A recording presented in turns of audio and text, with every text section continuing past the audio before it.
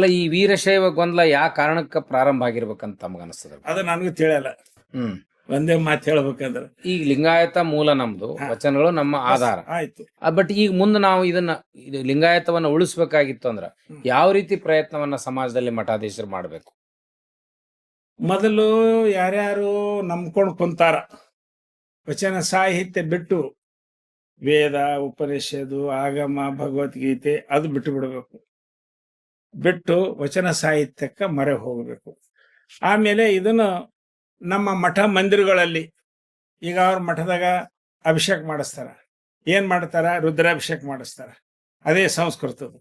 ನಾವು ನಮ್ಮ ಮಠದೊಳಗ ನಮ್ಮ ಬಸವಣ್ಣವ್ರ ಮೂರ್ತಿ ಅದ, ಅಕ್ಕಮಹಾದೇವಿ ಮೂರ್ತಿ ಅದ, ಬೇರೆ ಯಾವುದೂ ಇಟ್ಟಿಲ್ಲ. ಹಾನಗಲ್ ಕುಮಾರಸ್ವಾಮಿ ಮೂರ್ತಿ. ಇವಕ್ಕೆ ನಾವು ಅಭಿಷೇಕ ಯಾವ್ದು ಮಾಡ್ತೀವಿ ಅಂದ್ರ ವಚನಗಳಿಂದಲೇ ಅಭಿಷೇಕ ಮಾಡ್ತೀವಿ.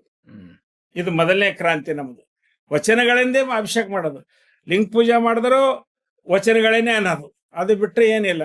ಅದು ಈ ಕೆಲಸದಾಗ ನಮ್ಮ ಎಲ್ಕಲ್ ಅಪ್ಪಗಳವ್ರು, ಹಿರಿಯ ಅಪ್ಪಗಳವರು, ಅವರು ತಾವೇನು ಮೊದಲು ಉದಾಹರಣೆ ಕೊಟ್ಟಿರಲಿ ಬುದ್ಧಿ, ಅವರು ಮಹಾಂತ ಜೋಳಿಗೆ ಅಂತ ಆರಂಭ ಮಾಡಿದ್ರು. ಹೌದು.